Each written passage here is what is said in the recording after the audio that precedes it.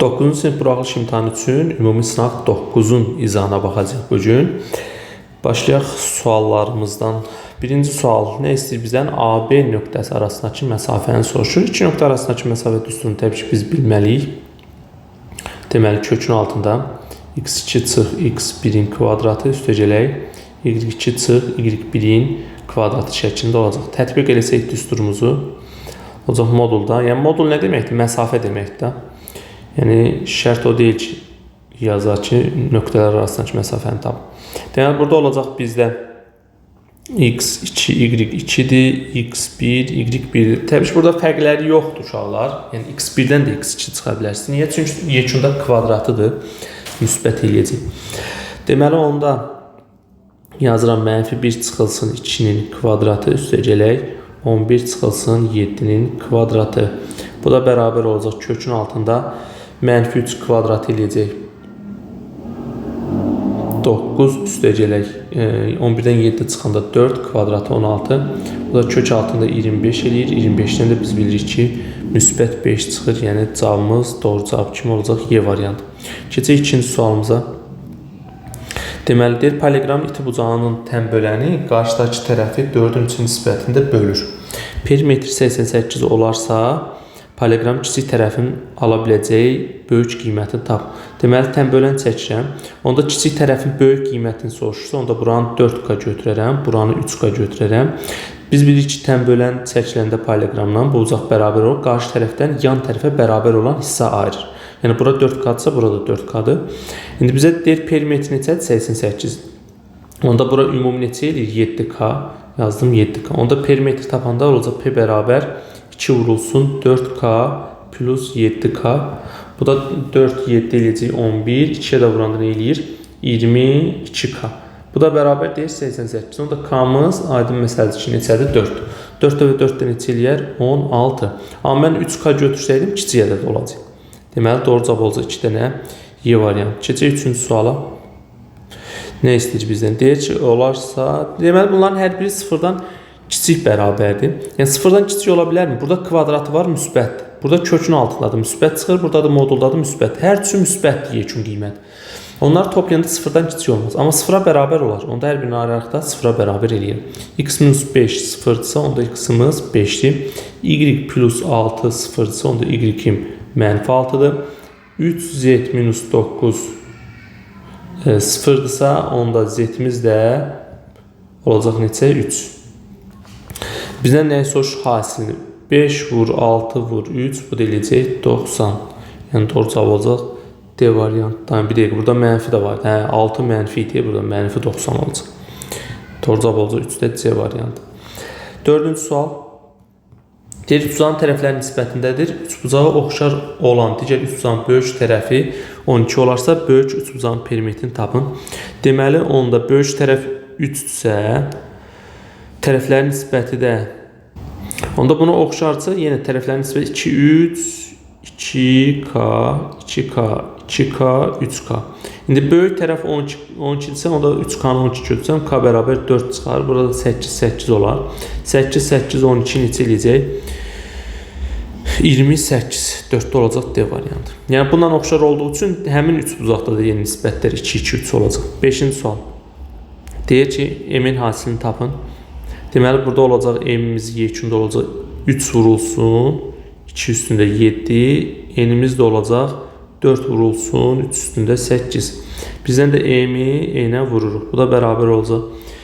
3-ü vuranda 3 8 eləyəcək 3 üstündə 9. 2 üstündə 7-dir. Bu da 2-nin kvadratı kimi yazaq da. Bunda buna vuranda olacaq 2 üstündə 9. Qüvvətlər eynidir, onda əmsalları bir-birinə vura bilərim. 3 vur 9, 3 vur 2 eləyəcək 6 üstündə 9. Var, bəli, D variantı oldu. 6-cı sual. AB düz xətti üzərində n sayda nöqtə qeyd olunarsa uyğunluğu müəyyən edir. 5 nöqtə varsa, 5 nöqtə varsa, 10 dənə şua alınacaq, 2 misli qədər. 1 nağdı C olmalıdır. A variantı səhvdir, B variantı səhvdir, D variantı səhvdir. 1 nağdı C olacaq.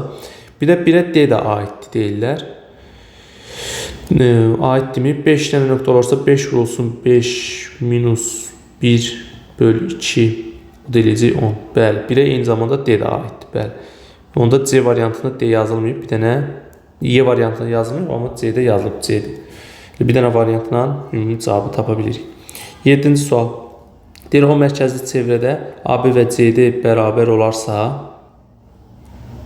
bərabər vətərləri çək. Bir dənə belə çəkək, bir dənə də belə bir vətər çəkək. Biri A-dır, biri B-dir, biri C-dir, biri də D-dir.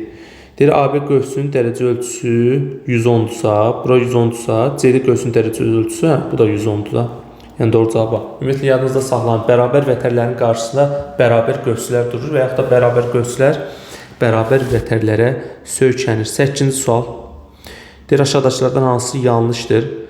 Deməli, başlıq A variantı. A kvadrat vurulsun B. Ümumiyyətlə, A nədir? İşarəsi müsbətdir. B-miz nədir? Mənfidir. C-miz də mənfidir.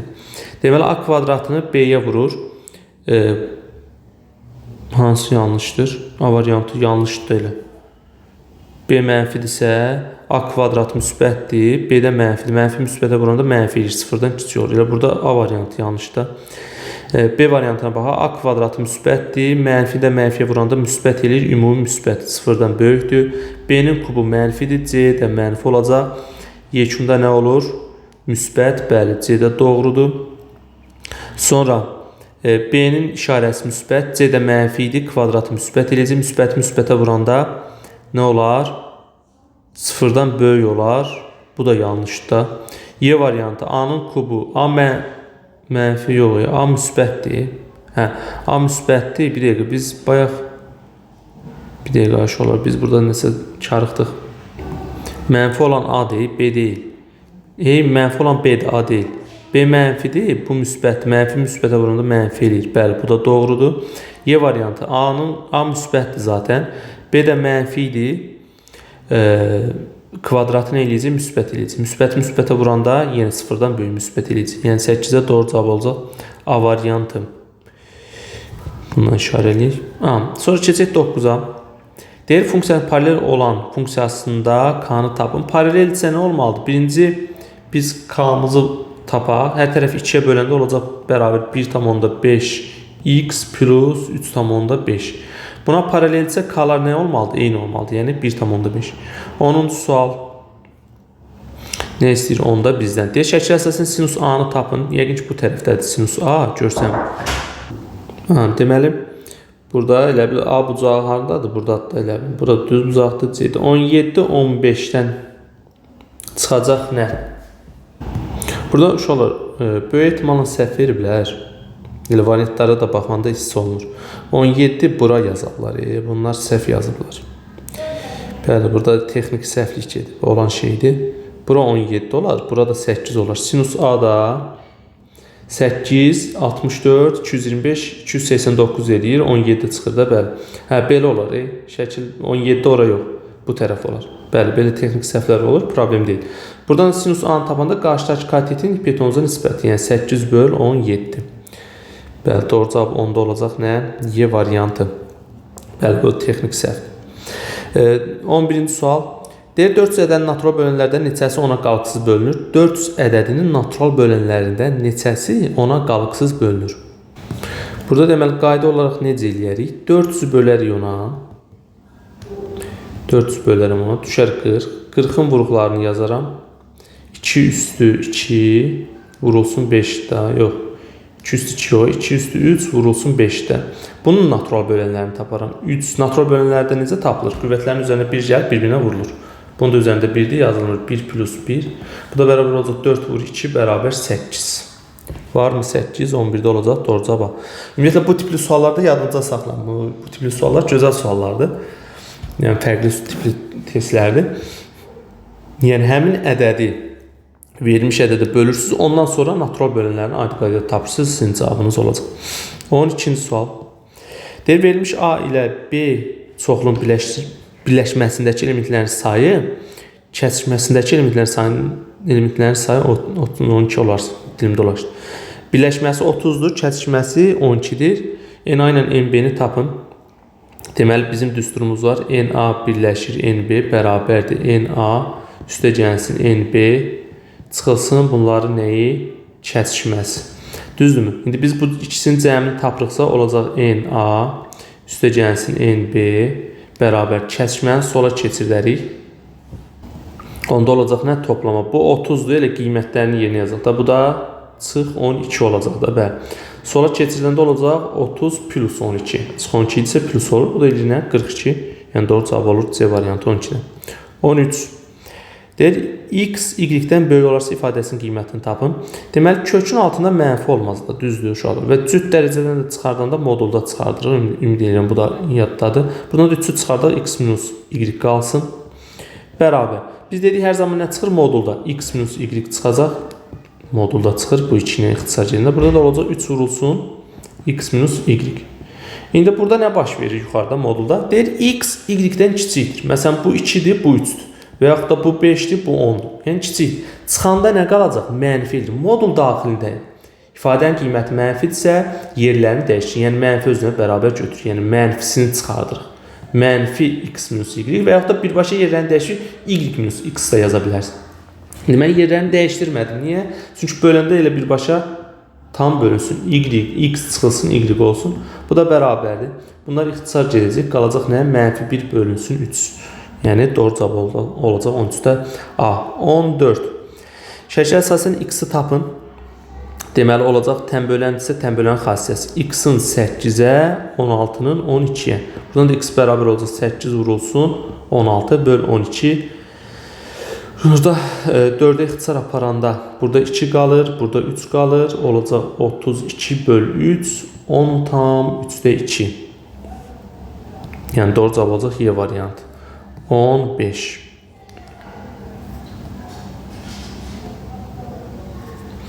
Deyir, diaqramda A və B çoxluqların vurğulara ayrılış verilmişdir. Aşağıdakı variantlardan hansı A və B cəmini ifadə edir? Deməli, A çoxluğunu tapsa, A çoxluğu nə deməkdir? A minus 2, bir də A plus 1-dir. Buradan da vurub atacaq olacaq A kvadratı plus 1 minus 2A minus A minus 2 eləyəcək. B-ni də yazsaq, olacaq B-də A minus 3 vurulsun A plus 1-dir. Bu da bərabər olacaq A-nın kvadratı plus A minus 3A eləyəcək çıx 2A, bir də çıxılsın 3. Bunların da cəmi bizdə nə eləyər? Olacaq 2A-nın kvadratı, mənfi A ilə mənfi 2A-nın toplayında mənfi 3A, mənfi 2 ilə də mənfi 3 toplayında çıx 5. Yəni doğru cavab olacaq 15-də Y variantı. Keçək 16-cı sualımıza. 16. Deyir, babanın yaşının nəvənin yaşının nisbəti. Deməli, baba, nəvə. Deməli, baba 14K'dır, nəvə də 3K'dır. Deyir, onların yaşları cəmi 102 olarsa, onda bunları toplayıb bərabər eləməliyəm neçəyə? 102-yə. Deyir, babanın yaşını tapın. Bu cəmiyyədə nə olacaq? 17K 102-dirsə, K da bərabərdir. 102-ni 17-yə böləndə düşəcək neçə? 6. Bizdən də nəyi soruşur? Babanın yaşını. 14 da vuracam 6-ya da. 14 vur 6, 84 eləyir da burada, hə? Olacaq cavabımız 84. 17. Deməli 17-də bizdən nə istəyir 17-də? Dedi, uzalın xaricdən çəkilmiş çevrənin radiusu. Deməli elə çəkək yaxşı olsun çevrəmiz deyirəm. Deməli və bunu da daxilinə biz 4 uzaqlı çəkək. Və bizdən nə istəyir tap?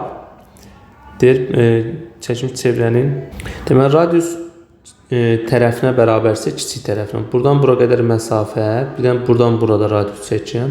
Hər biri bir-birinə bərabərdir. Onda bərabər tərəfli üçbucaq yaranır. Bunlar arasında, diaqonallar arasında qalan bucaq nə olur? 60 dərəcə. Burada yazıram 60 dərəcə. 18-ci sual. Deyir, döşəməsinin eni 3, uzunluğu 4 olan 3-ün 4-dədir. Paralellepiped formalı otağın hündürlüyü də 2,5. Belə çəkməzdik. Hündürlüyü də tutaq ki olsun 2,5. İdeal şəkildə həqiqətən. Divarlara neçə metr kvadrat divar kağızı lazım olar? Deməli,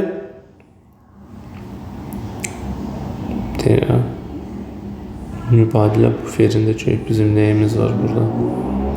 Paralellepipedimiz var mı?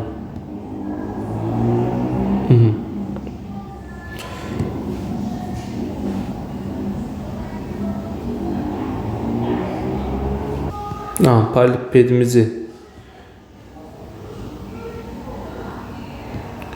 köyə ala biləcəyik. Şükür. Deməli, burada oldu nə? 3, 4, hündürlük də 2,5. Bizdən deyir divarlarına da, düzdür, divarlara nə qədər kağız gedir. Onda biz ancaq yan tərəfləri belə desək hesablamalıyıq da, yan üzləri. Baxın, bax bu hissələr. Bir də arxa tərəfdə olan yan üzlə, bu baş tərəfdə olan yan üz. Deməli, onda bura olacaq nə? Deməli, bura silək, biraz səliqəli olsun, qarışmasın. Deməli, buranın sahəsi, bax, buranın sahəsi, bizə baxan üzün sahəsi. Bura hündürlük nə qədərdir? 2,5. Uzunluq da 4. Olacaq S bərabər 4 vurulsun 2,5. Bu üzdən bir bu tərəfdədir, bir də bunun qarşı üzündədir da. Ona görə bir dənə də əlavə nəyə vururam? 2-yə vuracam. Bu da bərabərdir. Daha doğrusu elə bunu da üzərinə gələk. Bu üzü, baxın, bu baş tərəfdəki üzü, o da 3 vurulsun 2,5. Bir də bu baş tərəfdən burada var da. Bir də vuracam nəyə? 2-yə. Yəni hər bir üzdən 2 ədəd. Bu da bərabər olacaq 5 vur 4, 20, üstə gəlsin 15. Bu da cəmi neçə edəcək? 35. Yəni cavabımız olacaq 35. Keçək 19-cu suala.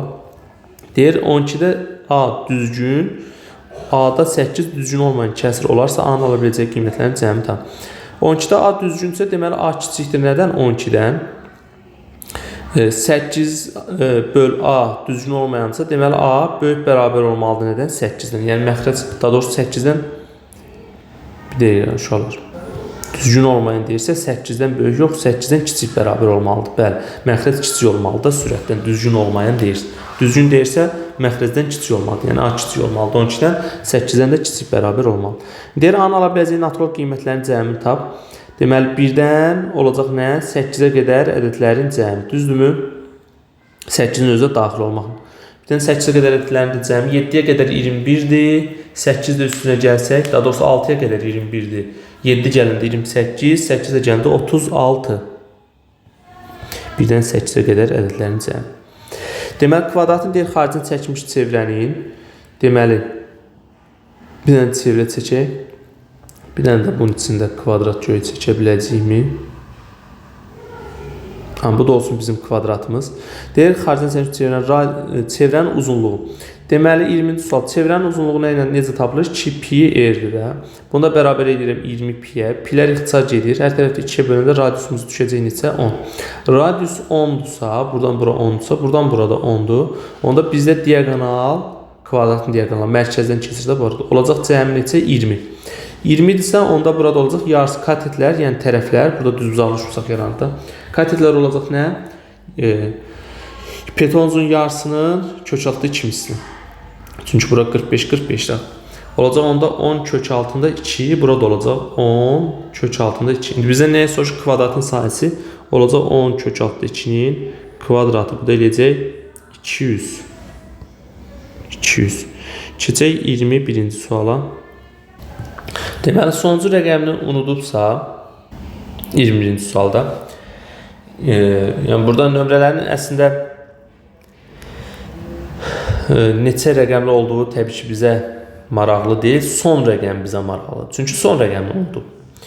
İndi son rəqəmini unudubsa Orxan, dostunun nömrəsinin son rəqəmini. Gəlin belə eləyək də.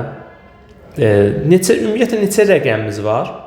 0-dan 9-a qədər. Cəmi 10 dənə mümkün hal var. Buraya yazıram, mümkün halların sayı -10. Əlverişli halların sayı bəs neçə olar? 10 dənədən birini götürəcəm də, biri doğru gələcək də, düzdür. Onda, yəni bu hissəyə sonuncu yeri. Onda mən P ehtimal bərabər olacaq 1/10. Yəni 10 dənə rəqəmdən biri doğru gələcək, olacaq 10-da 1. Bəzən 2 dənə də olur. Onlar da artıq fərqli olacaq. 22-ci sual. Deyir, M-in hansı qiymətini həll etsin? Son sayda həlli var. Son sayda həll olanda hər 3 nisbət bir-birinə bərabər olur da. M-1 bölünsün M plus 3'ə. Burada bir dənə diqqətli olun. Bəzən burada Y-nin X-in yerlərini dəyişik yazırlar. Uşaqlar. Y-nin altında çox vaxt öyrəşmişik ki olur. Bəzən yerlərini dəyişik salır. Onca diqqətli olun. Burada M-1 böl M plus 3 bərabər olmalıdır. 8'də 7. Bu nisbət götürməsində olur. Buradan da çarpaz vuranda nə olmalıdır? olacaq 8m minus 8 bərabər 7m plus 21. 7m keçiriləndə bu tərəf çıxma olacaq, qalacaq m. 8 də bu tərəf keçiriləndə olacaq toplama 29. İndi bizdən soruşur ki, hansı qiymətində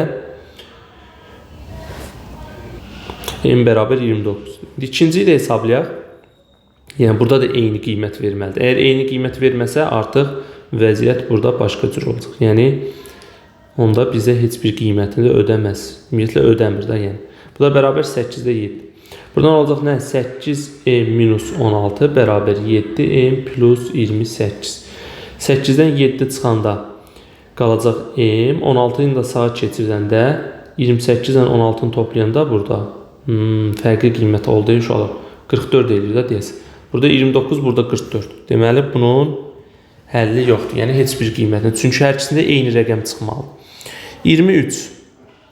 Çünki hər üç nisbət burada bir-birinə bərabərdir. A1 bölü A2 bərabər B1 bölü B2 bərabər C1 bölü C2 dilim dolaşır. O da bərabər deyilsə, deməli son sayda həll olmaz. 23-də deyək kvadrat təlinin kökləri olsa cəmini tapın. Deməli x1 vurulsun x2 ortaq məxrəc eləsək, yuxarıda da olacaq nə? x1-in kvadratı plus x2-nin kvadratı. Bunu biraz da gözəlləşdirək. Olacaq x1 vurulsun x2. Yuxarıda da köməkçi düsturdan istifadə eləsək, olacaq x1 plus x2-nin kvadratı. Birincinin kvadratı var, ikincinin kvadratı var. Bir də nə? Burada əlavə olaraq birinci vuraq ikincinin 2 misli yanar. Ona görə mən çıx 2x1, x2 yazıram ki, ixtisar geçsin, x1-dən x2-nin kvadratı olsun ki, sağ sola bərabər olsun. Qiymətləri yerinə yazaq. Deməli, bunun hər tərəfini 2-yə bölürəm. Birinci çevrilmiş kvadrat tənliyi gətirir. Olacaq çıxılsın 3x plus 4 bərabər 0. Kökləri x1 vur x2 nəyə bərabərdir? Sərbəst həddə, yəni 4-ə. x1 üstə gəlsin x2 kökləri cəmdə əks işarə ilə p-yə. Yəni x-in yanında duran ədədin əksi, yəni 3-ə. Buradan olacaq cəmi yerini 3 yazın. 3-ün kvadratı 9 çıxılsın 2 vur 4'dür da bu da. Aşağıda olacaq yenə 4. Bu da bərabər bu neçədir? 8. 9-dan 8 çıxanda qalır 1 böl 4. 4'də 1 və ya 0-dan %25. Deməli cavabımız oldu 4'də 1. 24-cü sual. D turist yolun 25%-ni getdikdən sonra qalan yolun 20%-ni getdi. Deməli burada 25%-ni gedib, yəni 4'də 1-ni gedib. 4'də 1'i gedilib. Belə yazaq da. 25%, 4'də 1, lap belə gedib. 4'də 1, 4'də 1 deyib 5'də 1 yazıram. Deməli, gəlin ümumi yolu lap 100x götürək. Bunun 4'də 1'i gediləndə, yəni 25 kilometr, 25x gediləndə nə qədər qalacaq? 75'i, düzdürmü? Bunu da deyir, qalan yolunda 20%, yəni 75'ində 20% 5'də 1'i gedilib yenə. 75'in də 5'də 1'i nə qədər eləyər? 75, 15 eləyir də, 15x-i gedilib. Qalıb nə qədər? 60x-i. Deməli, bu qədər qalıb, getməlidir hələ. İndi bizə deyir ki, yolun neçə faiz gedilməmiş qalıb. Elə 60x, 100x-in neçə faizdir? Elə 60% olacaq. Yəni, yaxşısı elə 100 götürüb işləməkdir. 25. Yəni, digər rəqəmlər də yenə ödəyəcək. Amma asan olması üçün 100 yaxşı. Deyir ki, tərəfi 6, 5, 13 bucağın sahəsi ən çox neçə santimetr ola bilər? Deməli, bir dənə 3 bucaq çəkəcək burada nə baş verir? 6, 5. Deməli, burada hansı qayda ilə gedərik? Yeganə AB sinus alfa var da. Yəni, iki tərəf verilərsə, bir də onlar arasında qalan bucaqla gedə bilərik də. S bərabər 2'də 1 vurulsun AB sinus alfa. AB sinus alfa. Biraz səliqəli yazaq. Sin alfa. Bu da bərabər. İndi biz burada yazıram 2'də 1 vurulsun. Tərəflərimiz 6'dır, 5'dir. Sinus alfa ən böyük neçə ala bilər? Ümumiyyətlə sinus alfa uşaqlar indi gələcək daha yaxşı bilərsiniz, keçəsiz. -1, 1 aralığında qiymətləri alır. Burada da ən böyük olması üçün mən sinusun yerinə 1 yazaram. Bu da eləyəcək 6'da 5, 32'də bölündə o düşəcək nə? 15. Yəni sahə olar 15. Belə. Bugünlük bu qədər. Özünüzə yaxşı baxın. İnşallah yaxın zamanda digər ümumi sınaqlarında izahını paylaşacağım. Mütləq baxın. Bir də əvvəlki illərdə düşmüş 9-cu sinif buraxılış imtahanlarında işləsəz əla olar.